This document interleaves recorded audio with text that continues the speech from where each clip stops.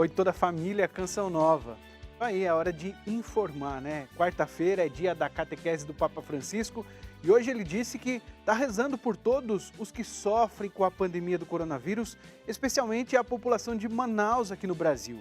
Ele pediu que o Pai das Misericórdias os sustente nesse tempo difícil. E o Vaticano começou hoje a vacinação de moradores de rua contra a Covid-19. Nos Estados Unidos, Joe Biden toma posse como presidente daqui a pouco, por volta de 1 da tarde. Donald Trump não vai participar da cerimônia. Aqui no Brasil, a Anvisa concedeu certificação de boas práticas para a fabricação da vacina da Pfizer. E hoje, dia de São Sebastião, padroeiro do Rio de Janeiro, os devotos estão rezando para o fim da pandemia. Tem ainda a previsão do tempo para todo o Brasil. E agora a gente vai por um rápido intervalo com imagens daqui da capital paulista. Por aqui, olha só, tem sol e aumento de nuvens de manhã, pancadas de chuva à tarde e à noite. A máxima prevista é 30 graus. O intervalo é bem rapidinho, CN Notícias, edição da manhã, volta já.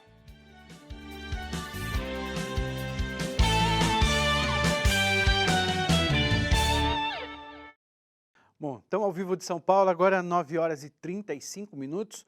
O Vaticano começou hoje a vacinação de moradores de rua. Agora há pouco, a sala de imprensa da Santa Sé informou que um grupo de 25 pessoas em situação de rua recebeu a primeira dose da vacina contra a Covid-19 na sala Paulo VI no Vaticano. Os sem-teto são atendidos regularmente pela Esmolaria Apostólica, o setor de caridade do Papa. Outros grupos devem ser vacinados nos próximos dias. E o Papa Francisco rezou hoje pelo Brasil, especialmente pela população de Manaus. Foi durante a catequese de hoje. As informações com a Alísia Costa, direto de Roma. Bom dia a todos. Depois da meditação, o Papa Francisco faz a saudação aos fiéis de diversas línguas que o acompanham atualmente através dos meios de comunicação. E aos de língua portuguesa, o Papa Francisco afirmou que nestes dias a sua oração é por quantos sofrem com a pandemia. De modo especial, o Papa citou Manaus, no norte do Brasil. Que o Pai das Misericórdias lhes sustente neste momento difícil. Lhes abençoe de coração, ressaltou o pontífice. No apelo final, o Papa falou sobre o tratado que proíbe a produção de armas nucleares e que vai ser assinado na próxima sexta-feira. O Papa falou de todo o mal provocado por estas armas e encorajou todos a trabalharem com determinação para promover as condições necessárias para um mundo sem armas nucleares, contribuindo para o avanço da paz e a cooperação multilateral, das quais hoje a humanidade tem tanta necessidade. Já na meditação de hoje, o Papa falou sobre a oração de unidade, já que esta semana aqui no hemisfério norte ela é dedicada à unidade dos cristãos, como o Papa diz, a superar o escândalo das divisões entre os que creem em Jesus. Francisco disse que após a última ceia, Jesus rezou para que todos sejam um. O Papa recordou que esta oração feita antes de sua paixão, ou seja, é um testamento espiritual de Jesus. Ressaltou que Cristo não fez um discurso aos discípulos sobre unidade, não ensinou como fazê-la, mas sim rezou pedindo ao Pai para que fôssemos um. Isso significa, disse o Papa, que nós não somos suficientes com a nossa força para realizar a unidade. A unidade é, antes de tudo, um dom, é uma graça a ser pedida com a oração, ressaltou o pontífice. Francisco disse que essa verdade se aplica aos cristãos, recordando que os esforços diplomáticos, os diálogos acadêmicos não são suficientes. E ele questionou se todos nós estamos assumindo essa intenção da unidade em nossas orações, se nós pedimos isso ao Pai. Disse ainda que não venceremos o mundo com bons argumentos, mas com um bom testemunho de amor que nos une, nos torna próximos uns dos outros. No final, o Papa disse que o demônio não nos tenta, não nos provoca, não nos faz cair na desunião com argumentos de alta teologia, mas nos fazendo olhar os limites dos irmãos, ampliando esses limites aos nossos olhares. Ele semeia a discórdia, a fofoca, a crítica. E o Papa pediu atenção porque ali mora o início de todas as divisões na Igreja. E ele nos recordou que o amor supera toda divisão e disse que o Concílio Vaticano II nos ensinou que a oração é a alma de todo o movimento ecumênico, ou seja, sempre através da oração. O texto completo está disponível no nosso site noticias.cançãonova.com e só lembrando que neste final de semana, no domingo, o Papa Francisco celebra a missa, o Domingo da Palavra de Deus. E na segunda-feira ele celebra as vésperas na Basílica de São Paulo, fora dos muros, na festa da conversão de São Paulo. Ele encerra ali a semana de unidade, a semana de oração pela unidade dos cristãos. Essas celebrações vocês podem acompanhar através da nossa TV e, é claro, também as notícias nos nossos jornais. De Romalísia Costa para o Canção Nova Notícias, edição da manhã. Obrigado, Lízia, pelas informações. Você pode acompanhar a catequese aqui na TV Canção Nova, à 13h. E ainda falando de notícias internacionais, entre os destaques do noticiário estrangeiro, a notícia não poderia ser outra, né? É o último dia de mandato do presidente Donald Trump e a expectativa para a posse do novo governo. O americano The Washington Post estampa: Trump concede clemência a 143 pessoas em seu último dia completo no cargo. O presidente Trump perdoou o ex-conselheiro Stephen Bannon e uma série de celebridades, políticos e infratores não violentos da legislação antidrogas. Bannon foi acusado de desviar dinheiro da campanha para a construção do muro entre os Estados Unidos e o México. O The New York Times destaca: Biden se prepara para prestar juramento como 46º presidente dos Estados Unidos. Depois de fazer o juramento ao meio-dia, ele deve emitir várias ordens executivas com o objetivo de reverter as políticas em questão, como o meio ambiente e imigração. O presidente Trump não comparecerá à cerimônia de posse e emitiu uma série de indultos na noite passada. O britânico The Guardian diz: Trump deixará a Casa Branca e vai para a Flórida antes da cerimônia de posse do novo presidente. Segundo o jornal, esta será uma cerimônia de posse bem diferente de qualquer outra já vista em Washington. O juramento de cargo de Joe Biden é, na verdade, a única parte essencial do dia. A cerimônia terá início às 11 horas em Washington, horário local. E o destaque do francês Le Figaro afirma: Joe Biden assume o controle da América em meio a uma tempestade.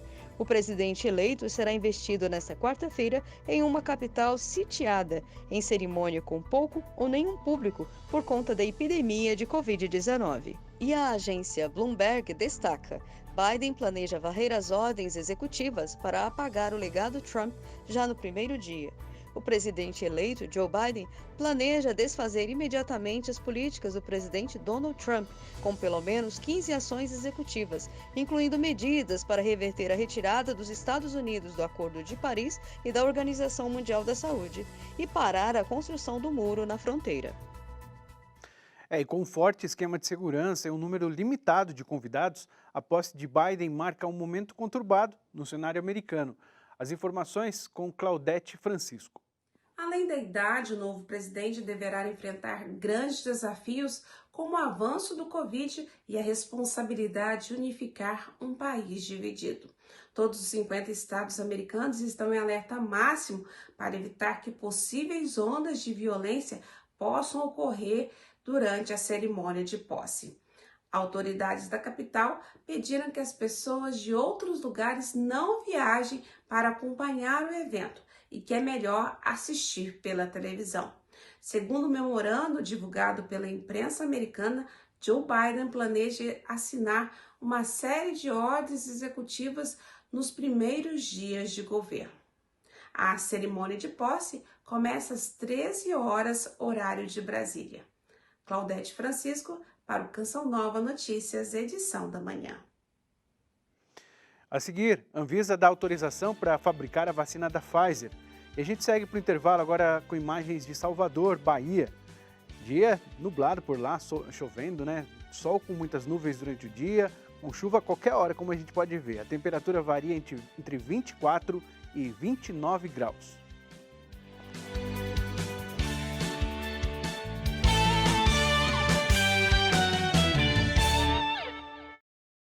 CN Notícias, edição da manhã está de volta, agora faltando 15 minutos para 10 da manhã. A Anvisa, Agência Nacional de Vigilância Sanitária, concedeu certificação de boas práticas para a fabricação da vacina Pfizer. A Liana Nunes já está aqui com a gente, direto de Brasília. Ela traz essa e outras informações. Oi, Liana, bom dia. Bom dia, Rodrigo. Bom dia a todos. Olha, esse passo de certificação de boas práticas de fabricação de uma vacina, na verdade, é a última etapa exigida aí pela Anvisa para aprovar um imunizante. Então, caso aconteça essa aprovação por parte da Agência Nacional de Vigilância Sanitária, o Brasil pode contar em breve com uma nova vacina, a vacina da Pfizer, para ajudar na imunização dos brasileiros. E falando em vacina, o governo federal lança hoje aqui em Brasília a campanha Brasil Imunizado, Somos uma Só Nação.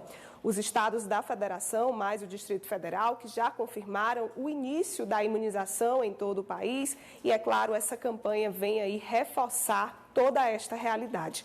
O governo federal que tenta uma negociação com a China justamente para conseguir insumos de produção tanto da vacina de Oxford como a vacina Coronavac, essas duas vacinas que já foram aprovadas pela Anvisa, para que essas vacinas possam ser produzidas aqui mesmo no Brasil. Essas negociações ainda estão acontecendo para que esses insumos cheguem ao país. Inclusive hoje, o presidente da Câmara, Rodrigo Maia, tem uma reunião agendada agora pela manhã com o embaixador da China, justamente para tentar agilizar também o processo. Mudando um pouco de assunto, as indenizações do seguro DPVAT agora também serão pagas pela Caixa Econômica Federal. Os pagamentos são causados por mortes ou por alguma invalidez causada aí por acidentes de trânsito e esse valor pode chegar até R$ 13.500. Rodrigo. Obrigado, Liana, pelas informações. E Sergipe começou a vacinação de idosos que moram no lar de longa permanência administrado pela Arquidiocese de Aracaju. As primeiras doses da vacina Coronavac chegaram ainda na noite de segunda-feira em Sergipe.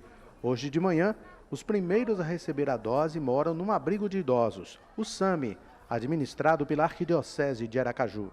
São 60 idosos, mais em torno aí de 18 cuidadores e técnicos. Nós esperamos que essa vacina realmente traga mais tranquilidade, que não haja nenhuma reação a essas vacinas. Das 48 mil doses da Coronavac que chegaram a Sergipe, 22 mil doses vão permanecer aqui na capital sergipana para imunizar 11 mil pessoas, entre profissionais de saúde, idosos e pessoas do grupo de risco. A intenção da Secretaria Municipal de Saúde é imunizar 200 mil moradores em Aracaju.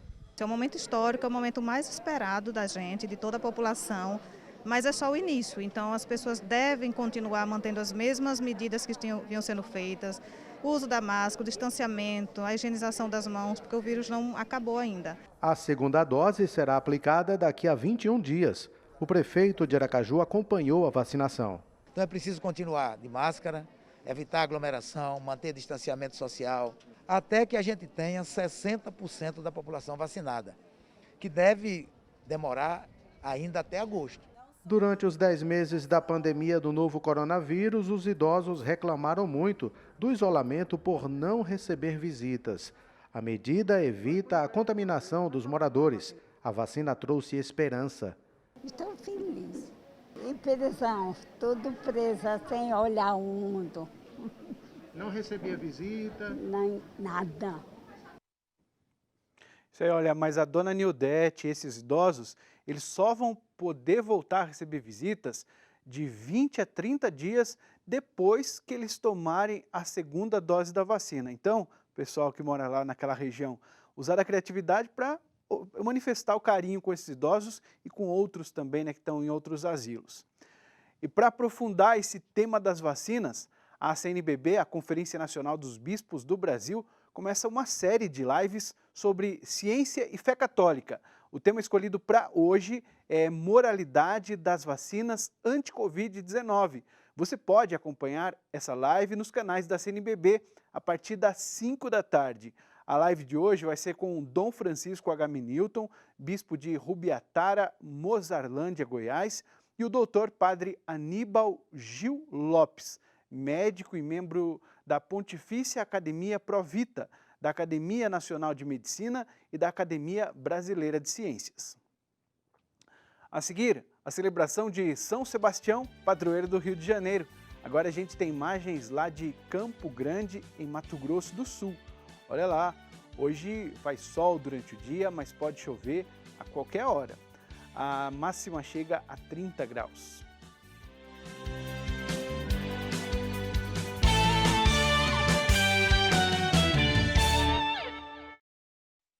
CN Notícias está de volta e agora a gente fala sobre um problema, né? O câncer infantil, que a gente não gostaria que nenhuma criança passasse por isso, né?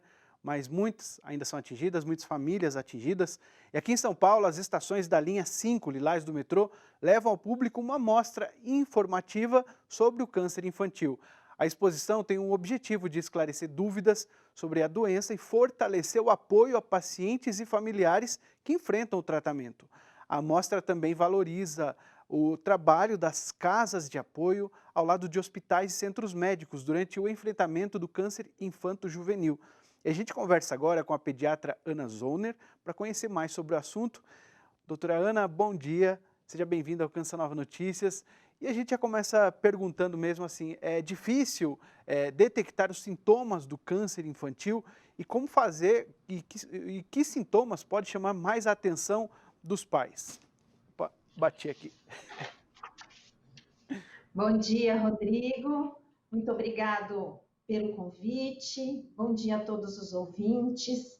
Apesar da pandemia que nós estamos enfrentando, o câncer continua a aparecer e a surgir aí nos pacientes adultos e também nas crianças e nos adolescentes. Então, é uma missão de todo pediatra continuar aí nesse trabalho importante da detecção precoce, pois quanto antes a gente conseguir fazer esse diagnóstico, quanto antes a gente vai poder tratar essa criança, e com certeza os estudos apontam, Rodrigo, que 80% das crianças conseguem a cura, então olha que beleza, quanto antes a gente fazer esse diagnóstico, antes a gente trata e com certeza a criança aí vai ter um potencial de vida bastante longo.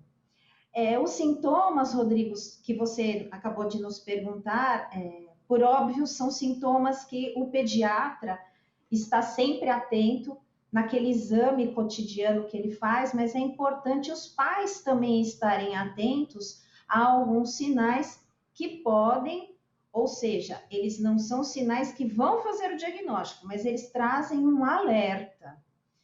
Os sintomas são aqueles também conhecidos na idade adulta, perda de peso, o aparecimento de algum tumorzinho, alguma massa na barriga, né, no abdômen, nos membros inferiores, na cabeça, no pescoço.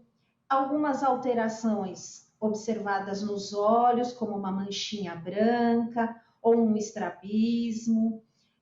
Também alguns sintomas gastrointestinais podem ser observados, como náuseas, vômitos, em que a criança mesmo tratada não consegue melhorar, dor de cabeça persistente. Então, são alguns sintomas um pouco vagos, mas que quando persistem, criam o alerta aos quais os pais têm que estar atentos e procurar o pediatra. Nós pediatras, Rodrigo, todos os pediatras, nós sempre insistimos que toda criança deve ter o direito de ter um pediatra e passar por consultas rotineiras, porque isso minimiza a possibilidade de outras doenças, não só o câncer, mas também o diagnóstico precoce de qualquer uma dessas situações tão alarmantes e tão preocupantes. Para a gente encerrar, qual a chance de cura no tratamento do câncer infantil? Então, isso que nós dissemos, Rodrigo, a chance é elevadíssima no momento em que se faz o diagnóstico precoce e o tratamento, porque o câncer infantil responde muito bem às propostas de quimioterapia. Portanto, este papel é fundamental no papel dos pais e também do pediatra nesse diagnóstico precoce, encaminhando a esses hospitais que você acabou de citar, onde, além do hospital, se tem também as casas que fazem apoio às famílias, dependendo da distância e o local onde essas famílias moram, para a criança tenha todo o acolhimento necessário, o tratamento, e possa prosseguir. A gente não pode continuar encarando o que a gente enfrenta no momento onde o câncer é a segunda maior causa de morte no país de crianças de 0 a 19 anos, às vezes motivadas por diagnóstico tardio demais. Então, vamos lutar contra isso, né, Rodrigo? Obrigado, doutora. Parabéns por esse trabalho, né, de conscientização também. A gente segue aqui com o nosso jornal, agora falando da previsão do tempo. Hoje é mais um dia de tempo estável, com pancadas de chuva em quase todos os estados brasileiros. Tempo instável. Veja como fica a previsão do tempo. No sul, chove em quase toda a região, com alerta para temporais em Santa Catarina e no Paraná. Tempo firme apenas no sul gaúcho. Faz sol no Espírito Santo, centro-norte de Minas Gerais e no Rio de Janeiro. Para as outras áreas, tem previsão de chuva que podem ser fortes em alguns pontos. No centro-oeste, deve chover em todos os estados. Há risco de chuva forte, principalmente para o Mato Grosso do Sul. Para o norte, são previstas pancadas de chuva com raios, chegando a forte intensidade. Em alguns momentos do dia, o sol aparece e o ar fica abafado. No Nordeste, sol e chuva forte no Maranhão, centro-norte do Piauí e no Ceará. No Rio Grande do Norte, Paraíba, no leste de Pernambuco, Alagoas, Sergipe e Bahia, tem chuvas isoladas. E hoje é dia de São Sebastião, padroeiro do Rio de Janeiro. De acordo com a tradição católica, São Sebastião foi um soldado do Império Romano do terceiro século. Ele se converteu ao cristianismo e acabou sendo martirizado. Vamos ao Rio de Janeiro saber como estão sendo as celebrações do dia de São Sebastião, diferentes por causa das restrições da Covid-19. Inspirados pela trezena de São Sebastião, hoje celebramos o dia de São Sebastião, padroeiro de nossa cidade e de nossa arquidiocese. Um momento de muita alegria e felicidade porque São Sebastião traz para nós esta esperança. Ele é mensageiro da esperança. Foi o tema da trezena deste ano. E não menos significativa é essa oportunidade de celebrarmos esse dia, desse santo tão valoroso, desse santo que foi capaz de dar a sua vida em favor da fé cristã. E nós teremos aqui em nossa catedral inúmeros momentos celebrativos, culminando com a procissão, que será na verdade uma carreata, que sairá da igreja de Nossa Senhora da Conceição em Santa Cruz, percorrerá diversos pontos da nossa cidade, passando pela Igreja dos Frades Capuchinhos, na Tijuca, e vindo em direção à nossa catedral, culminando com a Santa Missa celebrada pelo nosso cardeal Dom Arani. Então, que seja um dia de muita alegria, um dia de muita felicidade, e que São Sebastião realmente inspire os nossos corações, para que assim, cada vez mais, sejamos portadores, mensageiros verdadeiramente da esperança que o Senhor nos traz. Uma última informação, um convite para você. Venha participar aqui em São Paulo da missa votiva São Miguel Arcanjo às 7h30 da noite na Catedral Nossa Senhora do Líbano, bairro Liberdade. A programação começa às 6 da tarde com o terço e o ofício de São Miguel. Hoje a celebração tem a presença do padre Diogo Albuquerque. E a gente encerra esta edição com imagens lá de Belo Horizonte, capital mineira. Hoje dia de sol com aumento de nuvens pela manhã, pancadas de chuva à tarde e à noite. A mínima 18 e a máxima 30 graus. CN Notícias volta amanhã. A evangelização não para na Canção Nova. A seguir tem Cantinho da Criança.